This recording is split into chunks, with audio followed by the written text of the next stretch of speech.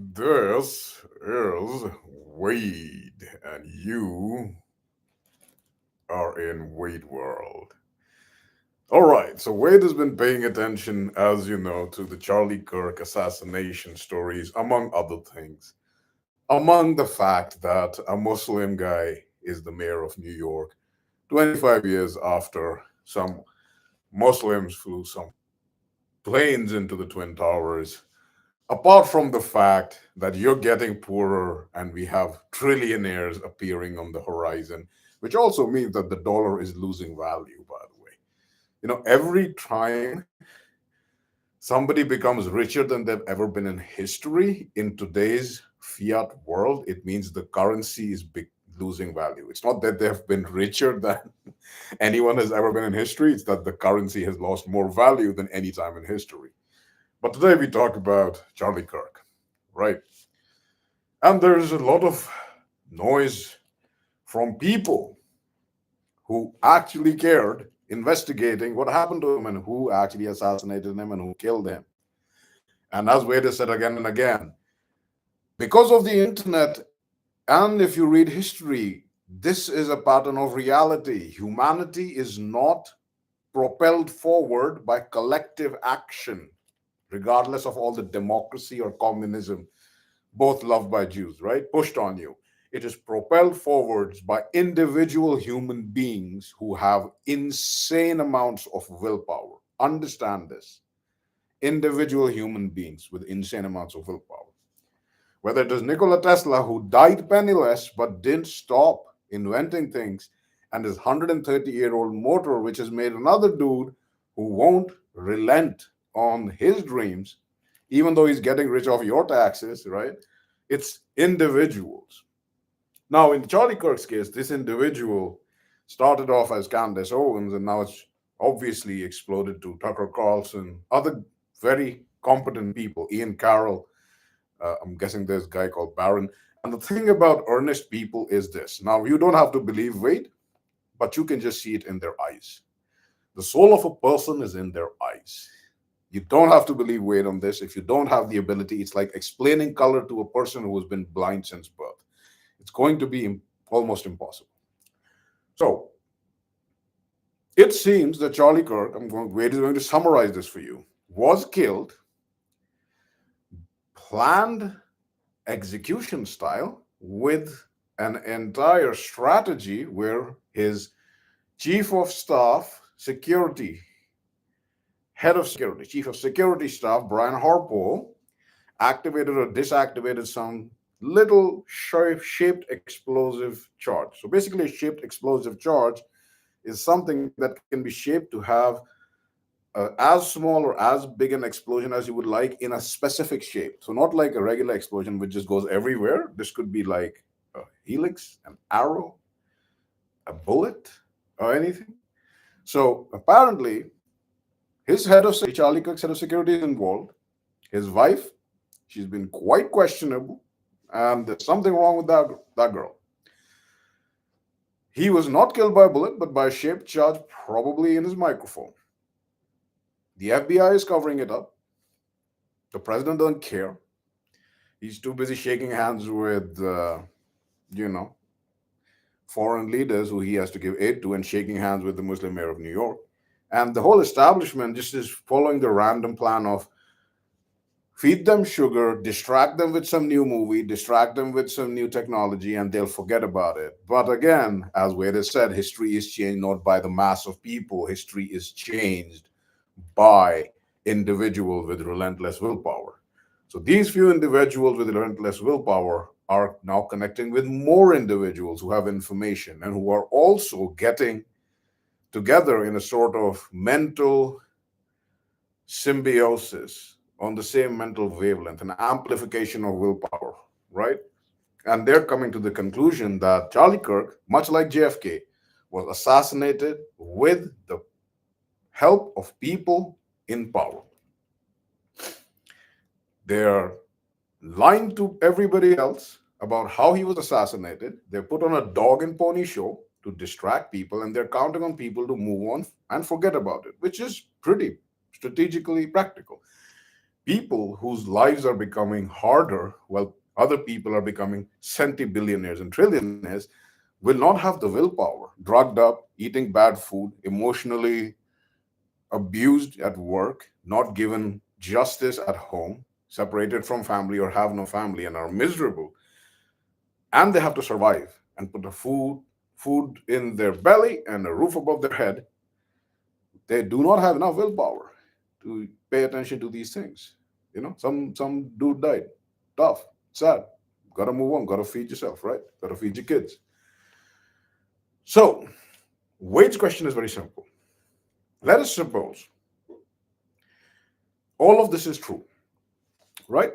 And there is a good instinct about it. It seems that this would be the most probable chain of events so far with these people involved and how he was killed. Not by a bullet, by a shaped charge in his microphone, with a wound through his chest, and another wound through his neck, which was a side effect of an explosive charge, right? Again, if you're not a ballistics expert, if you're not working in intelligence circles, or you don't have a very high IQ and an interest in these things, it will make no sense to you. Your mind is very simple. You're like, bullet, hole, explosion, boom. How can an explosion act like a bullet and not blow everything up, blah, blah? You need to be a different sort of person, which you probably are not. So let us suppose all of this is true. The absolute worst thing about girly men who run the world and this country and this governments in Europe, and of course, again, comfort is the enemy. These girly men are most in power in European nations because Europeans were raised under such harsh conditions and they made life so comfortable for themselves that they have literally become low testosterone pansies, right? So let us suppose, even if all of this was true, these girly men lack the balls to just come out and say, yeah, we killed him because he was out of line. We are in power and we dictate to you who can and cannot support us. You might think we're your president or your prime minister, but there are more powerful people behind us. Maybe there is Israel. Maybe there are billionaires. Maybe there are people who are not Jewish at all who are also involved. And they actually hold the real power, and you guys can't do shit. We kill you in front of everybody and we lie about it. But you can't do shit.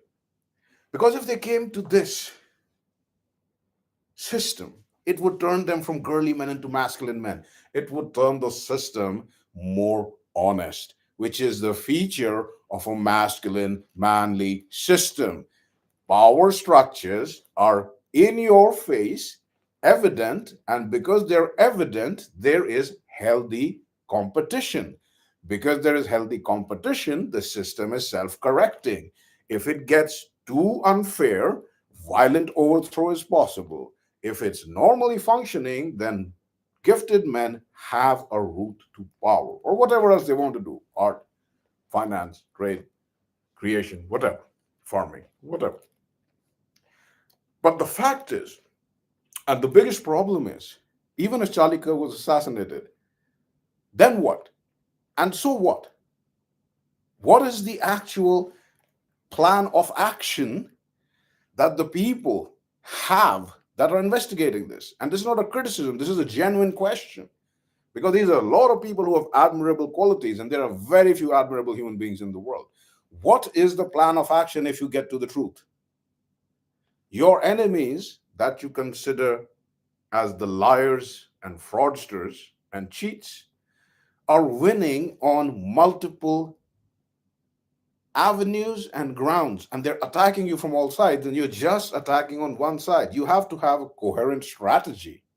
What do you do with this information? What do you do with the information that the governments of a democracy in most countries in the world are puppet shows? They're dog and pony clown shows. They are shows that are an illusion to tell the average person that your vote matters. But it doesn't matter, because when it matters, and it really matters, they'll find some way to subvert the result. And if they can't subvert the result, they'll find a way to subvert the winner. If they can't find a way to subvert the winner, they'll find a way to kill him. This is the world you live in. Nobody is going to tell you in simple terms. WAYDE is going to tell you. For the last 125 years now, you are living in a world where you don't have any power, but you have the illusion of power. It's a girly men world. It's a feminized world. effeminate world, not a feminine, an effeminate world, where you are told lies and the vast majority of you are happy to accept those lies. Just like in the time of Jesus when he came, when he came and he was telling the people whose Messiah he was, he was like, yo, you guys suck, by the way. You need to improve. And they were like so offended.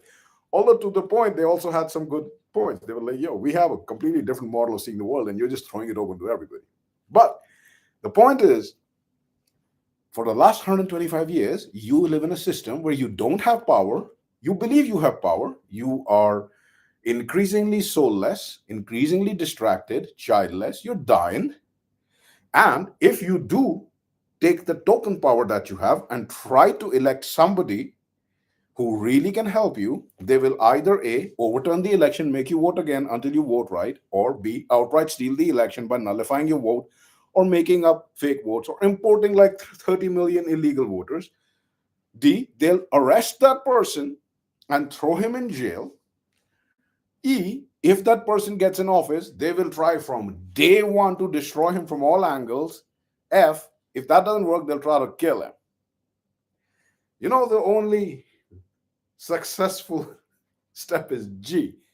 And the examples we have in recent history are Andrew Jackson and Francisco Franco. Andrew Jackson shut down the first central bank, or the second central bank that was established in the United States. And they tried to kill him 6 times, and he escaped all 6 times. Francisco Franco successfully fought Jewish communism and made Spain safe until his death. Where both of them failed were, again, because individual humans change history, we also have to understand that after they are gone, they need to have a system, a self-sustaining system that balances itself, whether it is based on their blood or in merit. Even Genghis Khan failed at it. Even Alexander failed at it. You know who succeeded at this for the longest time that you all know? Caesar. Although he was assassinated, his dynasty expanded Rome and kept Rome going for a long time. Right? So, you are living in a world where the savior that you want has to go through 7 or 8 steps, all the while fighting like a million. Like, this is like a real life movie scene where he's fighting like in the Matrix, like 1,000 million threats, like Neo, like yo, go. All the Mr. Andersons, all the Mr. Smiths attacking the Mr. Andersons, right? And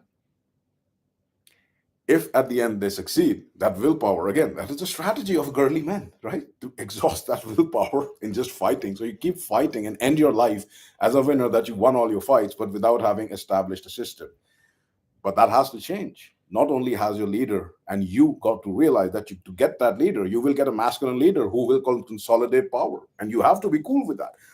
So the question is, will that leader, now that you understand what is required of you, will that leader, when he is in power, be able to establish a system that is self-sustaining for the longest time possible? Maybe 10,000 years, maybe 1,000,000,000 years. That means financial, social, cultural, reproductive, very important, right? All these systems have to be regulated in a way that are self-regulating and not dependent on individuals. Again, if you've ever read the Dune series, and not the new Jewish Dune, like the Dune books, the last book of the Dune series from the original author is the God Emperor of Dune. And this dude lives for 3,500 years giving people peace just to tell them how oppressive it can be. And his plan is literally that he should be assassinated so that humanity never has to depend on one single point of failure as himself, as an immortal God-warm human being ever again. So, to get to that point where your ancestors are happy and your great grandchildren and your descendants are happy, you have to be able to understand the nature of power, your role in it, and you have to be able to accept it. Because once you have that leader, a truly fair-minded leader who really thinks that long, the system that he wants to set up would be self-balancing, and it would allow everybody who has merit to reach that position. And if there is a time when equally merited people cannot reach the position, then the system will have to be broken and reset and reshaped and made better. Constant evolution. Now, if you don't believe in evolution, Wade is not talking about the modern denial of a creator. No, this is evolution just in mathematical terms, where a system becomes stronger, stronger, stronger, is self stabilizing and self improving, self evolving. Right? This is the question you have to ask yourself. If today the government said, you are living in this world, are you willing to accept it? And if the answer is yes, then it would be much more beneficial for those in power to just understand this, just understand it. And if they understand it and they're still not willing to be honest, that means they are not sure of their power. They still fear you. Yes, you sitting at home or somewhere else and watching this, they still fear you. You still have enough power to cause them to be afraid. Wade wanted to discuss a lot of things in Wade World today, but Wade really wanted you to know this message. As long as the girly power rules over you, they will always be terrified of you, because to not be terrified of you would require them to be masculine. And a masculine system is inherently honest, and an honest system is inherently anti degeneracy. This is the foundational paradox of the power that girly men hold. Their power only comes at the cost of increasing degeneracy. And when their degeneracy decreases, their power becomes masculine and it goes to their masculine men and goes away from them. This is a foundational war. This is not a war between men and girls or this and that country or Jews and other people. This is, by definition, a war between masculine men and girly men. You are living in a girly men system. They kill someone in front of you, and this is literally, if you ever had a fight with a wife or a girlfriend and you are not a strong man, this is literally what their first defense is. They try to lie, then they try to call you names, then they try to ridicule you for paying attention to it, and then they just hope that you forget so they can keep doing it again. You live under a girly system because the government is still doing that, which means there's still a chance to change it. But the time will not always be in your favor. And the time for a resolution, one way or another, is coming soon.